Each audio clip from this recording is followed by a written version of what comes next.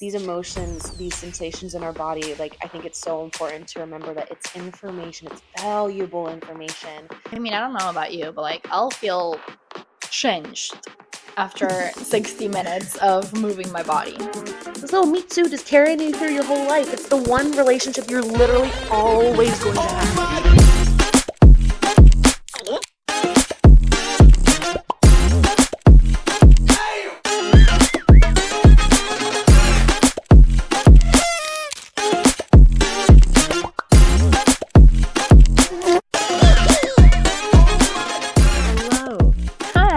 Good morning. Good morning. Good day. Good whatever time of day you're listening. Good whatever time of day. I've been doing this silly thing with my mom where, speaking of, we're recording a Mother's Day. Shout out to any moms out there. Mm-hmm. And since she's in Spain, which is 6 hours ahead of us here in Philly, I'll be like, good morning from here, good afternoon over there. I'll be like, good afternoon here, good evening there. Good time of day that it is for you now. Yeah, it's weird when I'm like in the middle of the night, I'm like, good madrugadas over there. Madrugada? What does that mean? Madrugada is like that time in like the wee hours of the night, but also before dawn. I like that. Yeah. I like there's a word for that. Yeah. There's so many like words that exist in other languages that don't exist in English, and it makes me mad. Like there's no English equivalent for it. You have to say it like a phrase or like it's a less poetic language for sure. Yeah. I mean, I think it's also depending on like the cultural experiences. True. You know, kind of like I've heard how like places where there's so much snow, they have so many words to describe snow, and how like in Spanish we're all about like the relationship and the time together in the community, and that's why we have a word like sobremesa to literally like stay at the table after you're finished with the meal. Exactly. So yeah, I love that. That's cool. Yeah, I think kind of reminds me of even just like what we're here to talk about today, which is embodiment and how we like experience different things, and that shapes our language, that shapes our lived experience, or like lens in which we see the world through. So Absolutely. much of it. Yeah, there's so much richness that I feel like comes from our physical lived experience that we may not like pay a lot of attention to all the time. Yep. Especially in a world where, let's be honest, like let's be real. We are encouraged to be disconnected from our bodies because they can't profit off of us if we're in tune with ourselves. Just want you to remember that. Oh, that's bad news for them. Yeah, bad news too, because I feel like a lot of people are starting to return to our bodies and our emotions and our joy and self-expression. I feel like I don't know about you, I've seen so many people start like businesses or coaching ideas or just starting to offer offerings that feel a lot more like person-centered and like expressive of who they are and like what they actually want, rather than like going and finding a job where maybe you can use some of those. Like you can be embodied at your 9 to 5 100%, but I feel like I'm just starting to see people really start to like get into it. I think so too. Yeah, it's like we're trying to find more connections between like ourself at work and ourself at home and ourself, like kind of like that idea of like, yeah, it's still like our physical body carrying us through all the things in our life, so might as well be connected to it and like be listening what it has to say. I agree. So how would you define embodiment? Ooh, it's something that I've been like, I worked with an embodiment coach for a bit, which I would love to talk about at some point, but it took me a while to actually come to like what that definition meant for me, because I feel like it is something that could mean something different to each person. Totally. Yeah. So I'm curious. And I love that idea of like even not coming with like this is what this means, but the openness of like it means some, and it can mean different things also in different periods of your life. Yeah, I think right now embodiment for me means like keeping an open line of communication between my physical body and like my thinking mind in a way that I'm giving a lot of more value and recognizing the wisdom of my body. Yes. So it's like that process of like listening to the wisdom of your body through being in it. I love that so much. Listening to the wisdom of your body by being in it. Oh, there's like there's a level of presence. I feel like there's a huge level of presence with embodiment, because for me, like I feel that, like for me, embodiment was coming back into my body after so long of being like disconnected from it, and like being like starting to recognize the power that my body holds, not only like physically, but in being able to translate all of the emotions that it experiences. And like you said, like the connection between your thinking mind and your physical body. Yes. Yeah. Yeah. Which, to your point, and even what we were talking about on our first episode about girlhood, and how so many experiences of society push you to have to disconnect from your body to feel kind of safe. Yeah. And to feel in control. So it's this idea of like, through either trauma or lived experiences that teach you that to feel safe, you have to disconnect from your body. Yes. Because if you would listen to it, it would be telling you like, hey, run from this. Yes. This is not okay. Yes. So many of us are like we're forced into that survival mode of fight, flight, freeze, fawn. So like when you get stuck in that, it's not safe to be in your body. It's because it feels so. I'm going to pivot real quick because I feel like this is directly related. Take us there. How do you describe what an emotion is? What is an emotion? How do you know you're experiencing an emotion?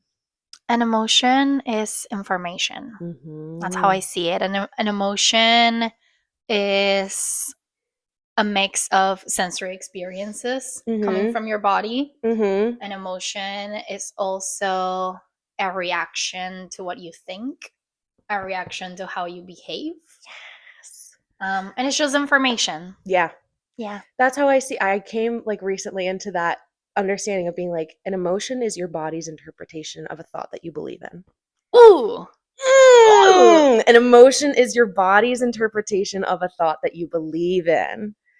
Right? Because if you're experiencing joy, it's your body's like, where that feels in your body. Like, and it comes in response, like you said, it's a reaction to something that's happening, right? So it's like when we're in that state of fight, flight, or freeze, the emotions, like our body's response to all of the thoughts that we're having, the situation that we're in, our processing, there's so much information, like you said. So it's like, it's so easy to get overwhelmed by all of that.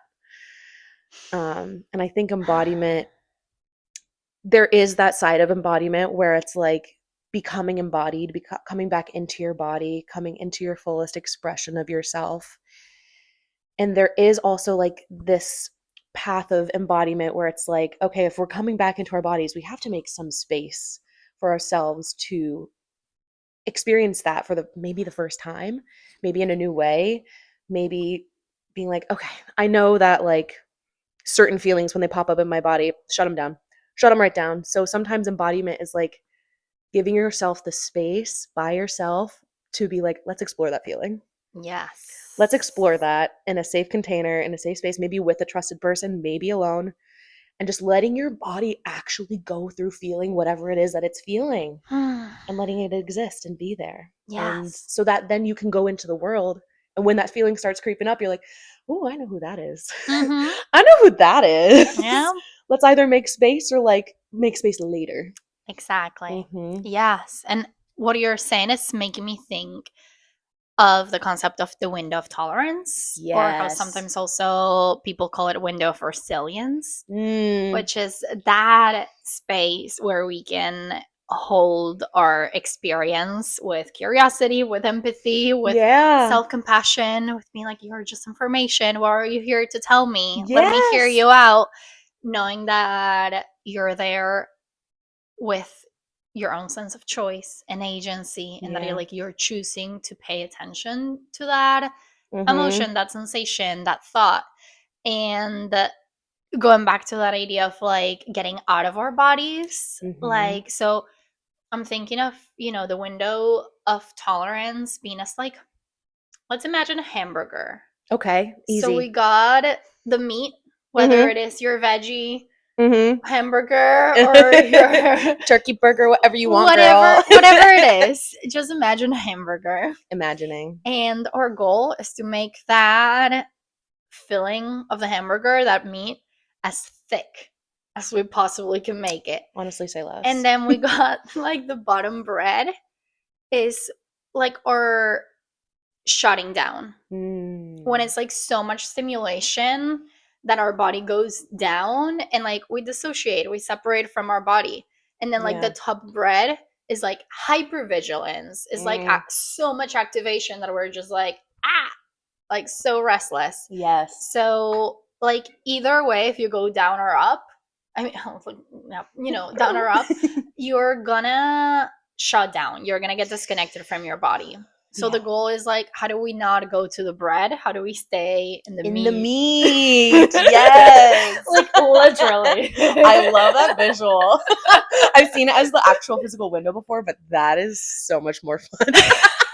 How do we stay in the meat? How do we stay in the juiciness? Like that's well, and don't get me started, because the yoga teacher in me is gonna tell you that's how you stay in the meat. You go to my yoga class. Or any yoga class, or you like put on a YouTube video from your living room, any, or you know, and why does that help? Why would you say that helps stay in the meat? Because that helps you find different ways to stay in your body in a safe way, or in ways that you can tell your brain this is safe, or this is as safe as it gets right now for me. Yoga, the yoga practice also, when we think, this is like, I'll die on this hill. When we think about yoga, it's not like all the contortionist poses that you can do. Like that's just like 1/8 of yoga, like the shapes and the body postures. But yoga is also your breath. Yoga is your focus and your concentration. Yoga is the ways that you treat yourself, the ways that you treat others. It's so much more. So when you have a container held by a trusted person, allowing you to hold that space, to breathe, to move authentically, to move in a genuine way. Also, you know, there's going to be different ways in which a yoga class is led, but ideally you would be invited to take agency over what you choose to do with your body in that moment. That makes sense. And then the more you practice being with your body, maybe in a shape that is like maybe activating, maybe you're like, ooh, this is uncomfortable, I want to like run away out of my body, out of my mind. You breathe and you're like, wait, no, I chose to be here. I chose to be here. I chose to be here. This may be uncomfortable, but also that's where like so many aspects, and again, don't get me started, of like yoga philosophy are so empowering and incredible. They teach you the idea of non-permanence. And like any discomfort, the way that any emotion is going to come to your body and tell you like, hey, you're angry right now. That doesn't mean that you're going to be angry for the rest of your life. You're going to be angry until you pay attention to the emotion and you take charge and you take care of whatever the emotion is actually trying to tell you to take care of. But yeah, I in my process of embodiment, I've found it that the yoga practice that it pairs the breath, the movement, the concentration, the meditation, the space to be in a studio without my phone for 30 minutes. Like the phones really take us away from embodiment sometimes. Like we'll be like scrolling instead of paying attention to those emotions in our body. 100%. So yeah, this is your sign to go to yoga. This is your sign. Let it be known. Yes. No, but I agree. And I think what you're speaking to right now is the importance of having an embodiment practice. Yes. Like it is really important to have, like you said, that some sort of container that can hold that space. And maybe for you, it's not going to be yoga. Maybe for you, it's going to be running. Maybe it's going to be dancing. Maybe it's going to be working with a coach, whether it's breath work or embodiment or mindset. Like maybe it's someone who's able to guide you through. It's like yoga though. It's like, finding a guide, finding a container, finding a space. And I do have to advocate for yoga as well, because I will say, even just doing my at home like 15 to 30-minute practices by myself in the morning to start my day, just connect, because it's an opportunity to connect with your, like you said, your breath, with your body. And there's so many beautiful instructors and people who really are tapped into this, like the true philosophy behind yoga, that it's like, no, we're here to create space for you. My favorite thing about being in a yoga is like, this is your practice. You get to decide. And then in those moments where you are experiencing discomfort, like knowing that you have the choice, like, and I love the at home option too, to kind of warm up into this. I've gotten more comfortable doing it in actual yoga spaces, but sometimes there's that like pressure. It's not really. It's only existing because you make it exist in your mind. But it's real. Being in that space and being like, I have to be matching. I have to make sure that I can do what everybody else is doing. And it's like, no, you have the choice. You always have the choice. Yes. So I really love that my at home practice has kind of given me space to both push myself and let myself be, and like kind of play with that boundary, test the line. Totally. And the beautiful thing is that your body learns from what you do and how you treat it. Yeah. So the more opportunities you give your body to feel safe with you and to have trust in you to take care of it and to know what it's best for it, then like your relationship with your body and that embodiment becomes a lot safer and more accessible. So it's, like if your body catches you in the middle of a yoga class, you taking, and I don't want to say like a modification in terms of like you're not doing the best version of the pose. Like that's not a thing. Like the quote unquote best version of the pose is whatever allows you to connect with your body. Correct.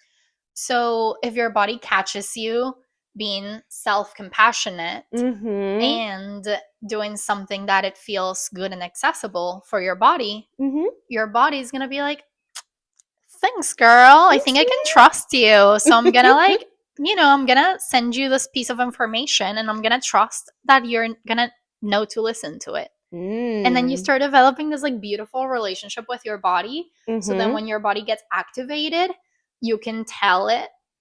You can tell her however you want to talk about your body. You can tell her, no, girl, I got you. Yeah. Remember, like, I know how to keep us safe.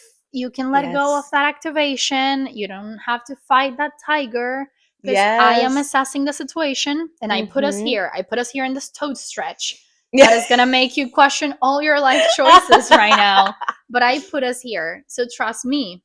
And again, your body is like, if it's used to you putting your body and yourself in positions that are safe, or that you retrain your body to think that they're safe, you're just you're opening the window of possibilities. Yes. And I think that window that you just described, that window of possibility, that's intuition. Ooh, and that's also the meat of the burger. The meat. But tell us it's the meat of the burger. But tell us more about that. Well, even what you just said, like trusting your body enough that when a piece of information arises, believing in it and being able to be like, yes, I hear you. I'm going to follow you in that direction. Yes. That's intuition. Yeah. And I think that, I don't know about you, but I have, as I've been getting deeper into my body and trusting those like little intuitive hits that pop up, those little pieces of information, it is wild, the things that unfold. I know. Wait, do you have like some example? I do. It's a little woo-woo. I already told you about this. Okay, tell me. But tell us. Tell the world. So last week I did a reading for a friend, an astrology reading, and the whole hour leading up to it, my throat felt so tight. My throat was like constricted, and I was like, and I was paying attention to it. I'm like, okay, so my throat is tight. Am I feeling anxiety? Throat communication. I'm going to be speaking. I'm going to be translating information.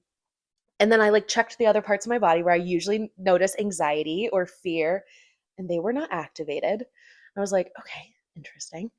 And then my jaw was really sore. And I was like, have I been clenching my jaw today? And that is something that I do sometimes, but I hadn't noticed myself doing it. Like as I'm going through the checklist, I'm like, look at me knowing my body. Shut up. Look at you. I was like, check. I was so confused. And then I get into the reading space with her, and the big thing that was on her mind was whether or not she should say something. And I was like, was I like, I don't know how to explain that, but it's like, I went into that space knowing like there's something that she needs to say. And then that's what she needed help with, was like feeling empowered enough to say something. That is and wild. I was like, and usually I would have just interpreted that if I didn't check in with the other parts of my body, I would have interpreted that as like, I'm scared, I'm afraid, I am going to choke up, I'm going to say something wrong.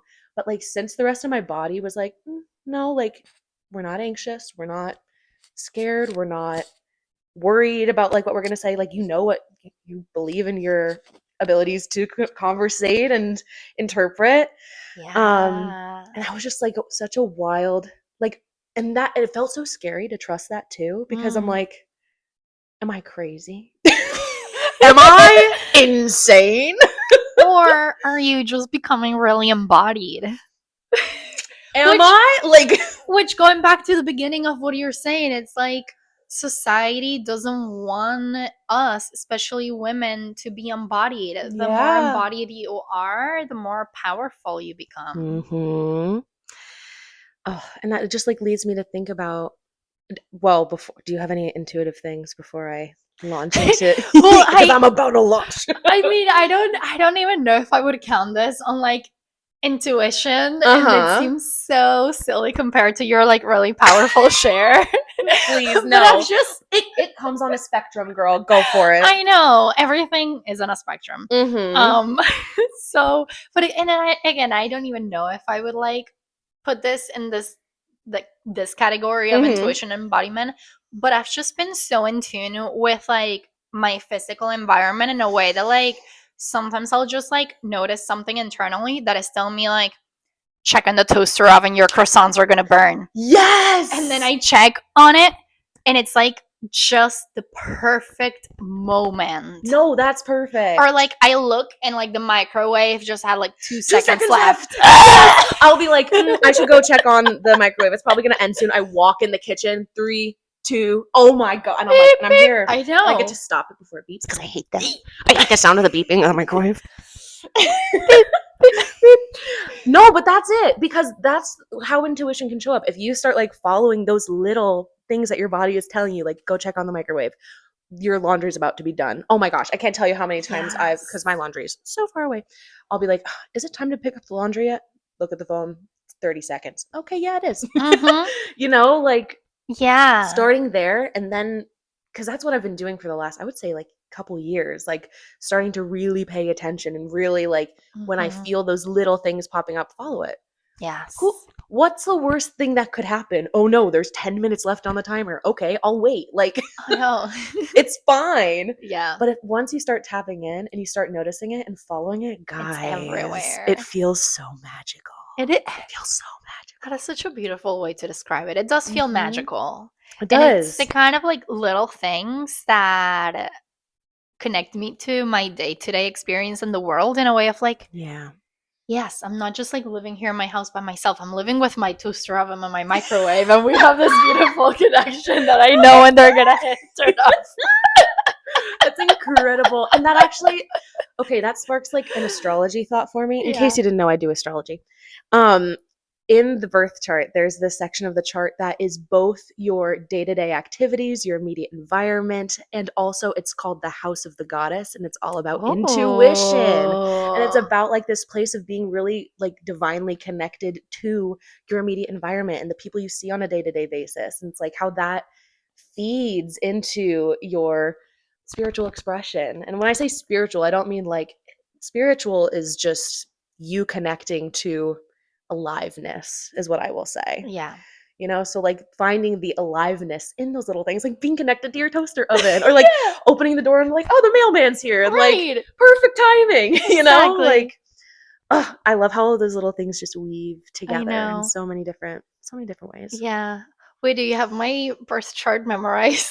I do. To like tell me how does that show up for me? Let's see. So you're an Aries rising. So your third house is Gemini, right? Yes. And Gemini is ruled by Mercury. I don't remember where your Mercury is, but so your third house, like your communication, it's very talky. Like you're definitely, oh my gosh, I'm just thinking about yesterday, you at the party. You could not turn around without somebody being ready to have a conversation with you. And that is so Gemini. Just like, let me talk to you. Let me bump over here. Let me like, it's like the little butterfly going from flower to flower and be like, hi. Hi. Yeah, that can be me, guilty. Yep. Whereas my third house is Cancer. That's where my sun and Venus and Mercury is all at. So I'm very much a nurturer of my environment. Like I may not have as much of a bouncing around and everything, but I am kind of like an anchor in a way. And like can have beautiful. It's very nurture. Which that's funny because then like at some points when I was like, okay, I'm done with all these like butterfly conversations. Where's mom? And I would like look at you and you're like sitting on our table. Okay. That's so Cancer too. Like the sign of Cancer is all about like motherhood and nurturing and everything. And I'm like, I'm here, don't worry. I'm not going anywhere. I'm gonna be right here. Wait, look at our secure attachment right there. That I'm like, oh yeah, where's my attachment figure? Where's Hannah? And there was so many times I felt that too because I was like, where is she? I'm like, she'll be back. She'll be back. Yeah. But where is she though? I just want to know. I just want to know, okay? That's funny. So funny. Okay, but I think you had a thought before I shared about my connection with my toaster oven. Yes, I did. It's about intuition, and it's about the threat of intuition to the establishment.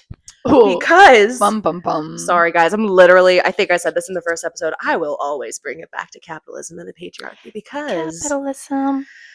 They profit off of your disconnection from your body. The health industry, the wellness industry, the beauty industry, all of that is profiting off of your disconnection from your body. Like, because if you are not looking within yourself for what you need, and you're looking at all of these things and being like, okay, to be healthy, I'm going to need that. I'm going to need that. I'm going to need this. I'm going to need that. Hello. Not only to be healthy, to be enough. Oh my God. Yeah. To be enough. Ooh, that hit you somewhere. Yeah, I just hit my solar plexus. That's like the confidence center. That's like, ooh, like, am I enough? And that's something that I think you're right. Like, only you can decide that.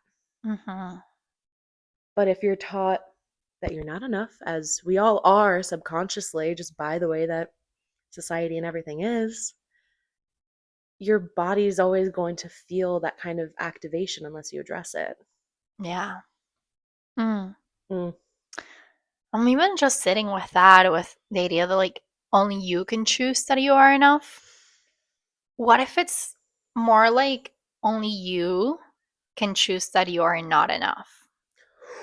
Because we're all born enough. We're all born worthy and full and complete. And nobody, like, it's like, who decides that you're not already, like, worthy and complete? Like, it's kind of like, I mean, I know that, like, people can tell you things, but at the end of the day, it's only you who can choose not to believe that inherent worthiness and fullness. Yeah, that's true. And I do, in the vein of that, I do want to hold space for the intersectionality of it all. Because I think if you are born into a wealthy white family, your enoughness is going to feel so much more whole and complete. And on I will say on a surface level, because we can't speak to what the emotional nurturing aspect, that could be a whole thing. But in our world, certain people, based on your social, economic, race, all of those kinds of statuses, contributes to an overall message of enoughness. So at the end of the day, though, you're right. Like, even with all of those structures in place, like, the power to decide that you are or are not enough lies within your own hands.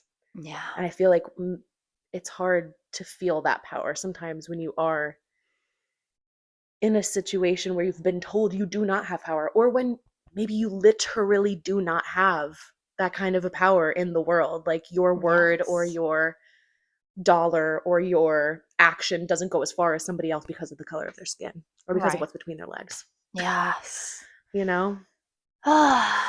So it's Which, hard. It's stacked against us. right, yeah, which again, going back to like capitalism, and it's like you're not Mm-hmm. worthy unless you produce in ways that very often like take you away from your body in that sense of connection and embodiment. Mm-hmm.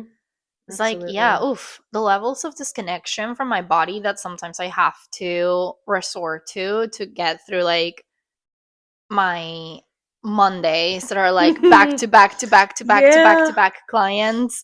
Maybe try to feed myself real quick. Mm-hmm. But then, oof, the moment I get to the yoga studio to teach my yin class, oh, I'm embodied then. Yeah. But it's like, it's like active effort to not have to Yeah. just like dissociate it through the day to day to just survive. Yeah. Because it does come down to survival. Like, we as humans are biological creatures. We have years and years and years of evolution behind us that go into not only as like a human species, but even in your own personal ancestral lines. Like, you don't know what's been passed down necessarily from like Mm. a few generations back. Like, woo, what like themes or insecurities or like depending on where you grew, not you, but where your family like grew up. We were just talking about this yesterday. My families are all from like northern European like things, so they all had to genetically, our bodies are coded to survive the cold, whereas your body is genetically coded to be like, heat baby please, thank you. Yeah, to be like naked in the Caribbean Yeah. Sea. That's my natural state.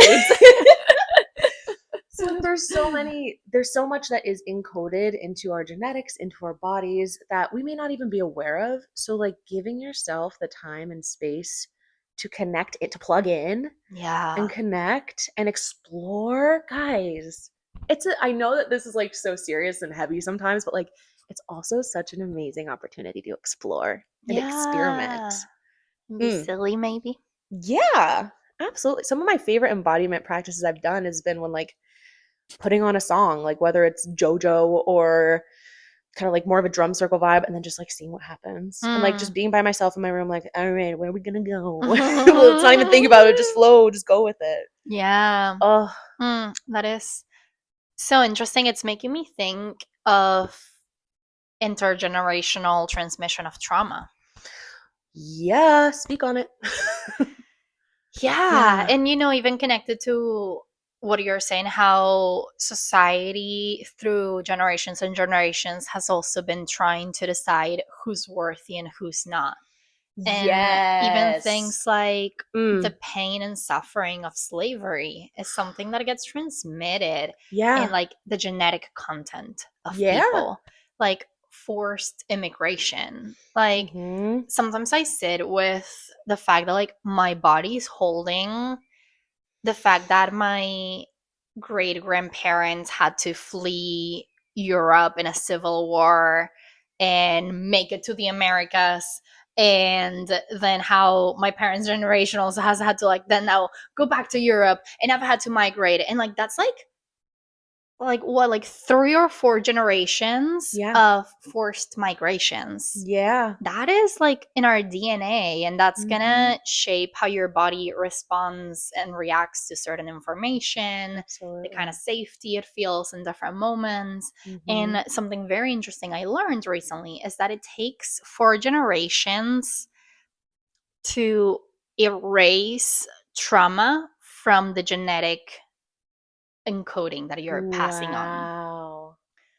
But it So, has to be 4 generations of not experiencing that trauma. exactly. Woo! And I feel like Yes. that's where we start hearing about like breaking cycles, breaking Yes. generational. I hear like the phrase sometimes breaking a generational curse. Not Right. in terms of something that's been cursed upon you, but like No, a but a traumatic cycle that continues and repeats and exactly. repeats. Yeah. Because basically, like, so if I am carrying this genetic material that has trauma Mhm. in it, and then I experience something in my life that triggers it, that's going to be activated. And then I'm going to pass it if I end up having children, which I don't think I will, but whatever. Like, I would like pass it down with that. And then if my potential child experiences that, then they're going to keep passing on. But then if I don't experience the situation that would trigger that trauma, and like I may still pass the genetic material, but in a different encoded slightly different. Yes. Yeah, that makes sense. That's so interesting. And that makes sense. So is it going back to like, we have information in our bodies. Yeah. Our bodies are so powerful. Like, yeah. I'm even just thinking about, there's so many things I'm thinking about. Just like the idea of like matter and how like all of the matter in our bodies, it's like the bone, the blood, the tissue, the flesh, like, and then thinking about trees and soil and water and how we know that those things have like memories and are encoded. Like, have you ever seen one of those little, it's this little device where you put sand on top of it and it vibrates at a specific frequency and it makes shapes? Ooh, I might have. Like, even just that, like the fact that a certain vibration can create a physical form, like a physical pattern, like so cool. Like our bot, and then that's just a frequency that's being created with sound. We can create sound. What frequencies and sounds are you creating with your body? Like, what, even I'm thinking about like self-soothing touch, or like the touch of other people. Like, our bodies are, the image coming to mind is like it's like a fingerprint. It's like everybody's fingerprints are unique to you. Your body is unique to you. It has a story and a memory, genetically and also lived experience gain, that is only you know, that is so specific to you. And it's like, I feel like one of the greatest privileges of a human life is to get to connect with your body. Like, this thing is, this little meat suit is carrying you through your whole life. It's the one relationship you're literally always going to have. No matter who comes in and out of your life, your body is the one relationship you will always have. Always. Gives herself a hug. It feels so good. I know. No, and it's so beautiful. Yeah. So you're talking about that, I'm thinking of the concept in yoga philosophy of prana, which means your life force, which when we talk about a breath work, it in Sanskrit is called pranayama, which is the movement and the control of that life force that we have within through our breath. And how sometimes that energy can get a little stuck. There's like so many ancient traditions that will, work on like even like acupuncture, like so many things that work on like getting that energy unstuck from specific areas. And how, again, embodiment practice is like dancing, moving, shaking it out, like yoga, like all of these things really move through, like move that life force in ways that I mean, I don't know about you, but like I'll feel changed after 60 minutes of moving my body and breathing and like cleansing and releasing some of the energy that I'm not needing and cultivating what feels safe and good. That makes sense for you. For me, it's when I cry. For me, it's when I cry. I cry so much. I cry so much. I mean, a good cry is so I good. love a good cry because it's so, what a wild thing that your body does. I know, right? What a wild thing. Like, it creates water and spills it out of your eyes when you're feeling an intense emotion. And it's not just sadness. I cry out of frustration. I cry out of like being deeply emotionally touched. Like, oh, okay, what is this? This is like kind of a side thing. Why the heck do movies make me cry? Do you know what I mean? Why can a commercial make me cry? Like, just watching someone go through an emotional situation and then being like, I can feel that situation. I'm not in it. That's not me. But I think there's something to be said for, I'm asking a question and then I'm like, I have the answer. But I feel like it's because your body remembers. And when you let yourself be tapped into like your body's memory, watching a situation, even if you've never been in that exact one, but we've all experienced grief. We've Yeah. all experienced joy. And when you see a situation that evokes that emotion, sometimes it's strong enough to make that physical response actually as strong as it would be if it was yours to begin with. Just Yes. wild. I know. Wild. Yeah. And I mean, there's also like our mirror neurons that will. Tell me about that. Yeah, there's like these neurons in our brain that are so wired for connection and reciprocity that is like, ooh, you cry, I cry, I'll mimic you. You lift your left hand, I'll like, and even I don't That's know if you've true. noticed, like when you're talking to someone and like, even like if like you and I here is like We keep adjusting at the same time. exactly. It's like our and like the more connected you feel with someone, also those kind of things like the mirror neurons are like Yeah. so ready to like, and we'll like get our legs on the same way, like I see it, I'm like, oh, that looks comfortable, I'm gonna try that. yeah. Or like when you're talking to someone even that you don't know very well, but like it's so natural that then you like do little shifts. It's like if the person like crosses their arms, like you might find yourself also crossing your arms without realize, or like tilting somewhere. That makes a lot of sense. Mm-hmm. And that brings an interesting thought to mind too about when we are tapping into our bodies and we are tapping into our emotions and intuition, like starting to recognize and explore more what is mine and what is not. Ooh. Especially if you are, I don't want to say if you're a woman, but if you're somebody who has been put in situations where perhaps you were responsible for somebody else's emotional response when that was not yours to begin with, Mm-hmm.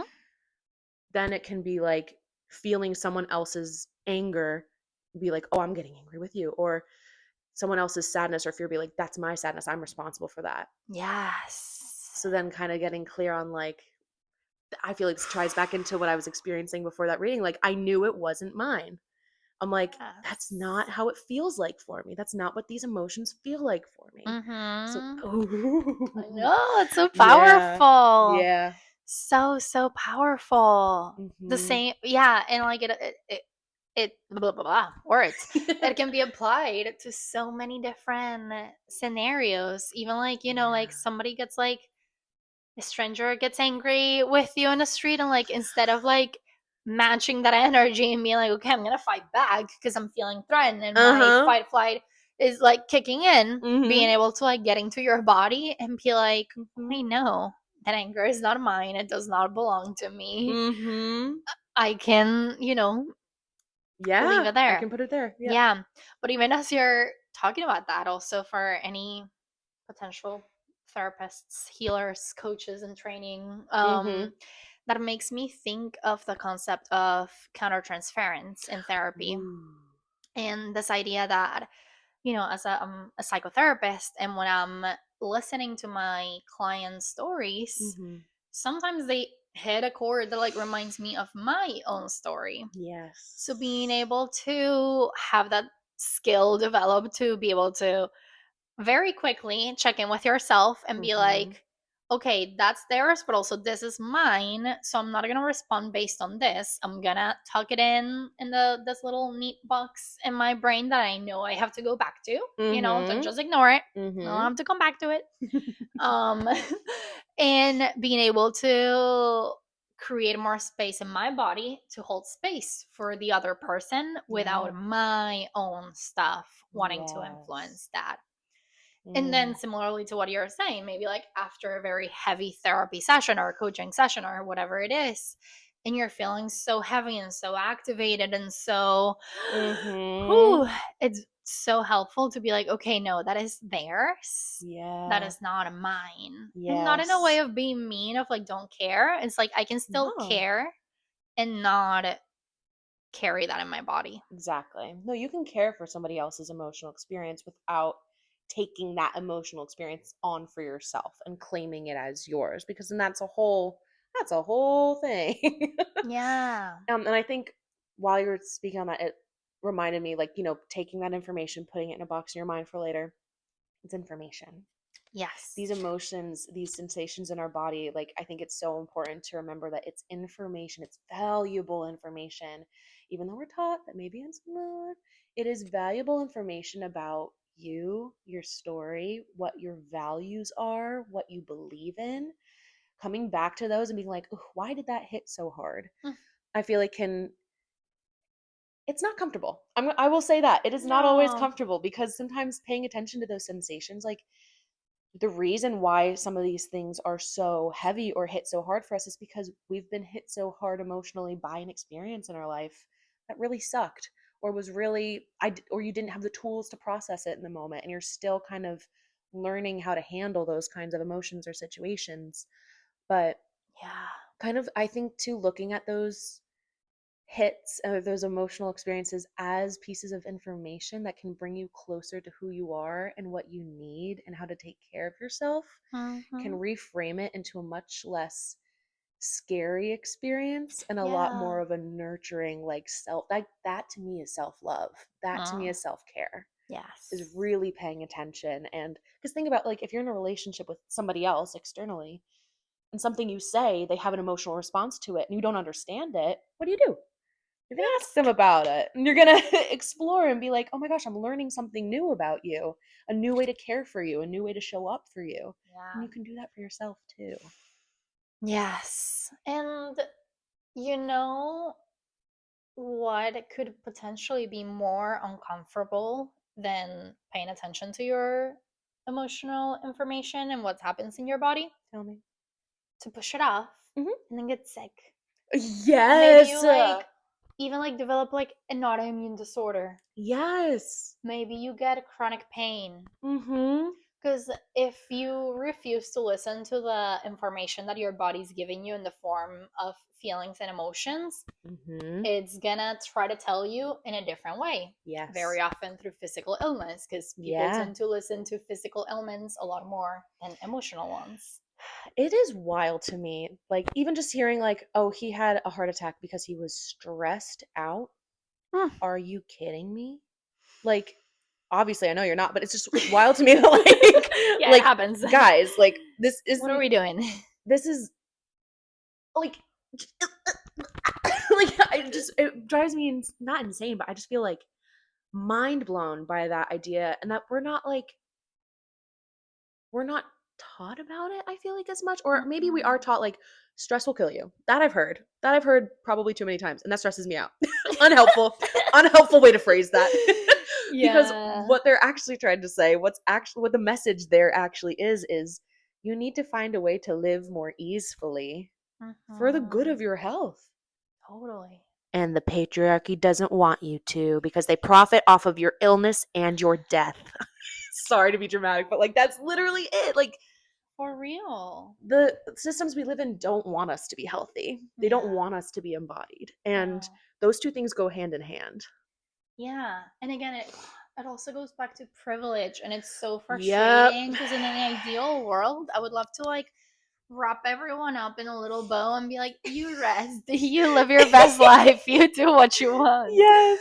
But also, I'm thinking, going back to like the heart attack as an example, I have a dear friend who had an open heart surgery.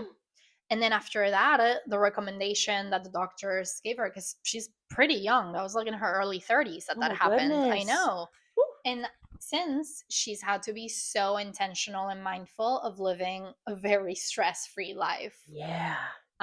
yoga is like a daily part of her uh, life. What Yeah. am I saying? A daily part of her life. Life. Yeah. She is alive and living and yogaing. Yes, and it was so just so interesting to like hear that, and it like makes so much sense. Yeah. And how beautiful it is that she's able to live that life, Mm.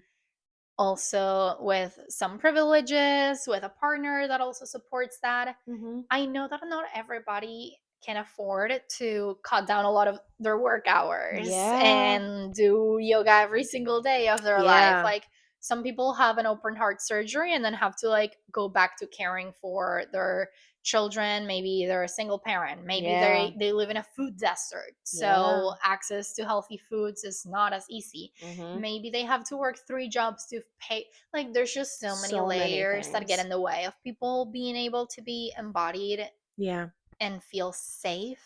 in their embodiment, Yeah.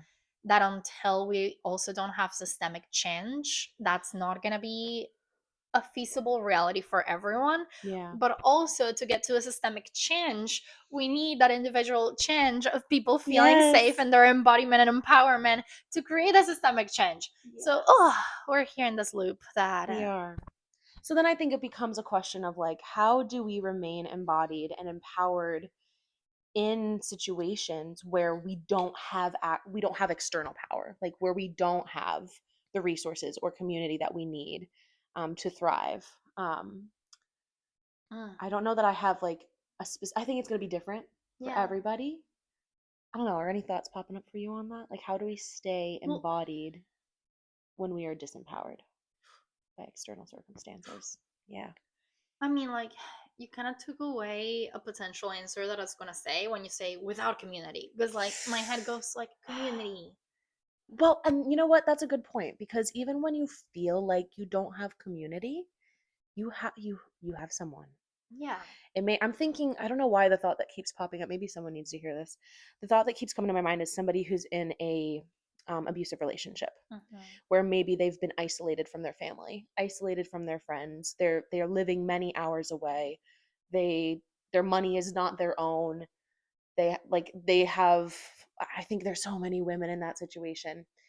And I think the hard part is getting to that embodied state of, what do I actually want? Like, is this what I actually want? How much of this can I tolerate? And then having to step into your own embodiment, your own power by reaching out to people that maybe, and you don't know how it's going to go, but if you never try, you'll never know. Yeah. And it's so hard. And that's just one example. There's so many examples that we could go into, but like, because community, that is really the first thing that came to mind, because if you don't have monetary or physical resources, odds are someone around you does. Yeah. Like yeah, go ahead. I had, Uh, a, I, had a, I had a personal thought I was about to share, but you go why first. not? What? Why not? Throw it out there. Okay, well, I was fired 2 weeks ago. And I think it's a good example because it's a good parallel, because I was feeling so disempowered. I felt so trapped. It felt like an abusive relationship. It felt like Yeah. I was so heavy, and the only thing keeping me there was, I felt like that was my financial stability. Oh my gosh, I was in a toxic relationship with my job. Ooh, and I think a lot of people end up there. Yeah. And I had just, like, the week before I got fired, started taking all of the steps that I knew I needed to, but I didn't want to do because they were hard for me, like revamping a resume, writing cover letters, updating my LinkedIn. Those are not things that are in my wheelhouse, not things I enjoy doing. But I was like, I need to start taking steps. And then when it happened, being in touch with my body, like I told you, I didn't feel any fear. I felt liberation. I felt excitement. I felt joy. I went home and I gardened and I danced in my kitchen. And I I have love never that. felt more free. And Hmm. I think in that moment, I was like, I just have to keep following this feeling. Yeah. I have to keep following this feeling. And I reached out to people I usually would not have reached out to. I was like, you know what? I'm going to take this as a community building opportunity, and I'm going to reach out, and I'm going to be really vulnerable. I'm going to tell them exactly what happened and exactly what I'm looking for. And I still have chills. Like we were talking about it last night. Like every opportunity that I wanted fell into place. So easy. So easy. Yes. And it was just, I just had to take the leap and trust both my intuition, both my gut, and my community. Yeah. There would be resources there available, because there are. There are. And those opportunities that you sought out also are pretty aligned. Yeah. Which, They sure just are. makes things fall into place in a much more Yeah. beautiful way. And I think that's important too, is knowing that is something I want to be so transparent about this. I graduated in 2017 with my degree. I taught for 4 months in Philly. And I, in that time, was like, this is not aligned. Like, I feel horrible. This is not it. And I spent the next 7, 8 years being like, what does alignment even feel like? Like, what do I want? Who am I? What do I even do? And I think the big turning point was really starting to work with embodiment. Shout Mm. out to Jeannie DeLowry, my coach, because she really helped ground me um into a practice, Mm. into following my body's intuition, into following my joy, into following what feels good. And that's something that I feel like is so Mm. important, is we're taught that like success comes with suffering. Oof. And Doesn't I have to. don't think it has to. I do not think it has to, No. ma'am. No. Mm-mm. No, I No. think so much success. I think the most success, the most, and when I say success, the brain goes to money and notoriety and recognition and authority. But I think true success is that feeling of fulfillment Mm-hmm. and support and joy and contentment. And I think that comes when you follow your joy and your community and your connections and your contentment. Yes. Yes. Yeah, that's my spiel. I love that. Success is a regulated nervous system, in my Mm. opinion. Ooh, that's a good one. What is your definition of success? I want to hear Yeah. in the comments and emails what y'all's definition of success is and how it's evolving. Oh, yeah. I Mm. also want to point out again about what you're describing and that reaction of Mm. getting fired, Yes. that I feel like society's conditioned response would have been to freak out, to go to fear, to go Yes. to Panic. emergency panic mode. Mm-hmm. And that's the conditioned response. Yes. It would have been so easy to go from A to B, conditioned response. Mm-hmm. You have been doing such hard work at really paying attention to like Yeah. those signals, those pieces of information, and how Yeah. beautiful it is that you were able to say, "Wait, no, I'm not going with a conditioned response of freaking out and feeling fear. I'm going to Mm-hmm. tune into my body and see how this actually provides a lot more spaciousness for Yes. more aligned things." Yes. Yes. Ah, And to your point, it is work. yes. It is practice. We're using words like embodiment, practice, and putting in the work. And the work is practice. The work is letting yourself. I've been crying a lot the last few years, y'all, okay? I've been letting myself feel, and I as a person, we all have different emotional thresholds. I'm an Yeah. emotional girly, okay? My emotions come in big and they come in my body, and in the last few years I've thrown tantrums like when I've been by myself, and like really dumb things will trigger it. Well, I want to give myself space and not call it dumb, but in the moment I'm like, why, this is so stupid, like why am I freaking out over this? I let it go Mm, through my body, let it go through, and after it goes through my body, then I sit there and I'm like, you know what that was telling me? This thing is important, this little other thing is important to me. mm-hmm. Okay, noted. Yep. I need to both make that important in my life and make sure that I can hold space for when maybe that's not as important to other people, because it's not required. It's not required that what's important to me be important to other people. Yeah. And to hold space for both. So Yep.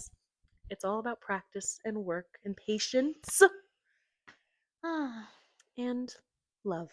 Self-love. Yes. Ah.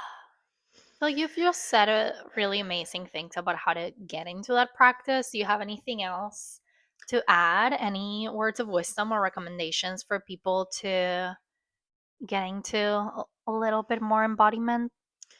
I think it's going to be different for everyone, but I think really like giving yourself the space to explore. And if there's people in your life who you trust, letting them know, like, hey, I'm going to be trying to get into my body a bit more. I might be a bit emotional.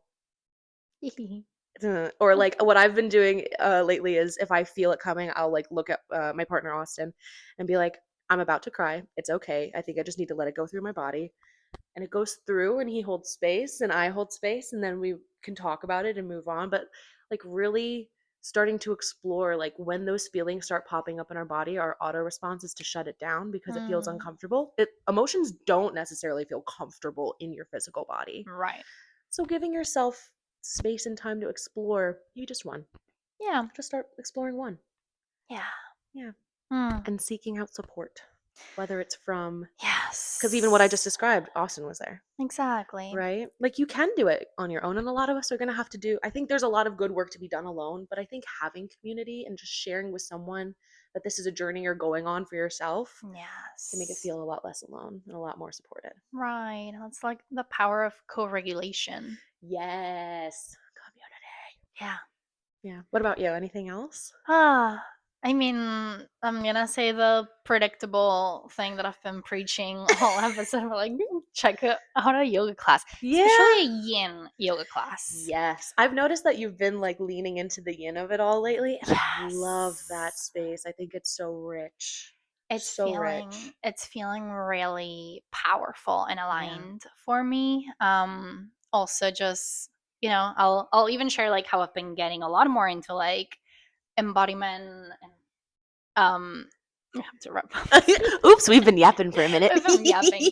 Um, but yeah, getting into my own experience of embodiment, a few years ago, when did I start going to yin classes more consistently? That was probably maybe like 3 years ago or Okay. so. Yeah, because that was like the last year of my marriage, which was a living hell. And Mhm. my little piece of comfort and safe haven, again, not in the most comfortable way, Uh-huh. but in a way that felt safe and comforting, would be to go to the yin yoga classes Mm. at the studio where I now teach Mm. yin yoga classes, which is such a beautiful full circle I love situation for it. me.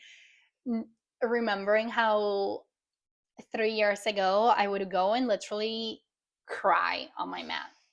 And Mm. sometimes that would be my yin practice, be holding these shapes and notice the intensity of the emotions that was coming to Yeah. me.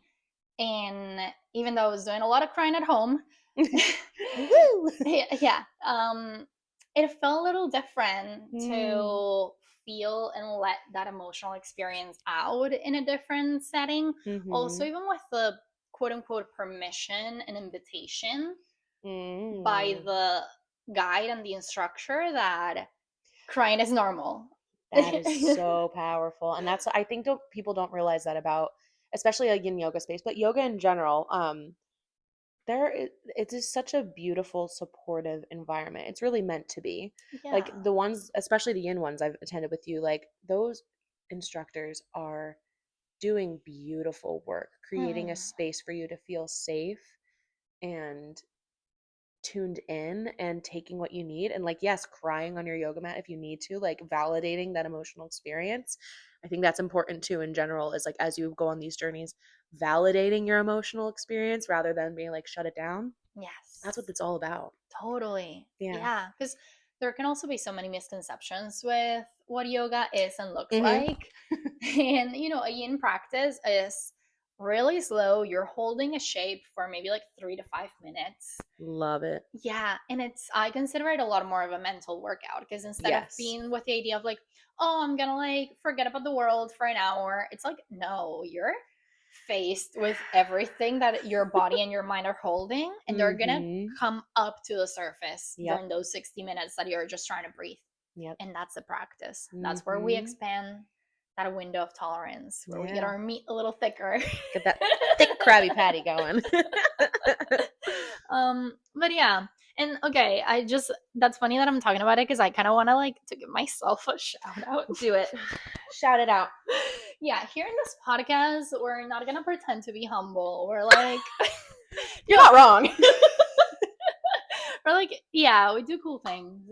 We do very cool things. And I just got the sweetest shout out this Mhm. week from the studio owner as a recognition for how my yin yoga class, which is also like Monday nights at 8:30 p.m. That's like past some people's bedtime. Mhm. Not mine because I'm a night owl, but whatever. I'm like there. I'm like I'm in thriving at jammies that at time. 8:30, Yeah, no, please. that's my hour of the day. But just like the recognition that the class is growing a lot and consistently a lot more people are coming to practice with me, and I even like my own experience, like I can Mhm. be frazzled and tired after that really long Monday of seeing like 6 or 7 clients. Yeah. And then I get into that hour of holding space for others, and I feel changed after.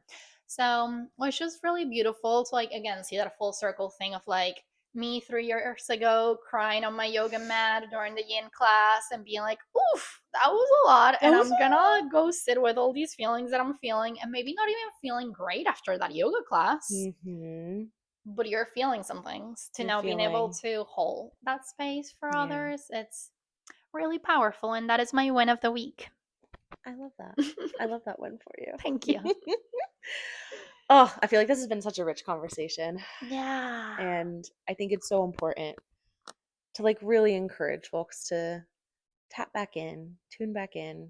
It's your relationship with yourself and your body, like we said, is the only one that you're going to have for your entire life.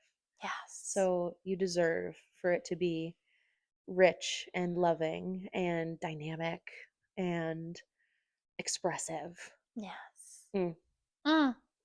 All of it. Tasty. Yay.